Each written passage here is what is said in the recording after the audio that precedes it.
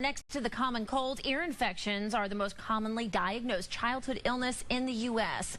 6 News anchor Lori Tucker is on your side tonight with Caring for Our Kids. Hi, Kristen. You know, most children have had at least one ear infection by the age of 3, and it can really be tough to decide if your child's earache can be treated at home or if it's something that needs a prescription.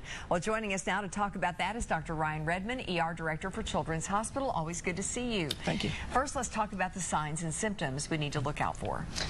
Certainly, with older kids, they can usually tell you pretty specifically that, hey, my ear hurts, and it's usually something that happens, of course, in the middle of the night, you know, with no preceding symptoms. Younger kids can be a little bit more difficult. Sometimes it can just be fever and fussiness. Okay, maybe pulling at their ear a little bit, that kind of thing. What are the main things that can cause an ear infection? Well, kids are a little bit more prone to them just because of their anatomy. Their eustachian tubes, the tubes that kind of drain the pressure from their ears, are smaller. They're a little bit more horizontally kind of adjusted, so they tend to get fluid buildup behind their ears, and bacteria kind of loves that fluid to propagate in. All right, what treatment? What are the best things to do, you know, if we see our child and they're in distress, and it is at 3 o'clock in the morning? Certainly. So someone who's in significant amount of pain or has a significantly abnormal exam, you certainly still want to use antibiotics. Now, of course, in the general conversation that we've been having as a medical community about judicious use of antibiotics, we've kind of determined that there's a lot of these that will get better on their own and can be okay with symptomatic care.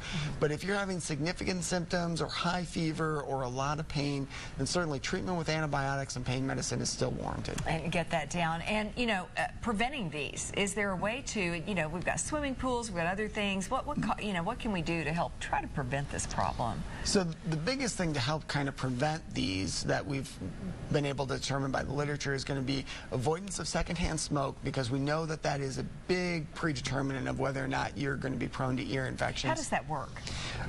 There's a little bit of debate on it, but the biggest thing is that there seems to be an actual kind of eustachian tube dysfunction that can be caused by some of the chemicals in secondhand smoke. Wow. So it's a direct exposure kind of thing that if you get that out of the environment, that ear health seems to improve. The other thing is the importance of vaccinations, because a lot of the bacteria that tends to propagate on the inside of the eardrum are well controlled by our vaccines that we have right now. So following your normal vaccine schedule is really important in helping prevent these. Very interesting. And also, a final question, when do we need to bring our child to the doctor?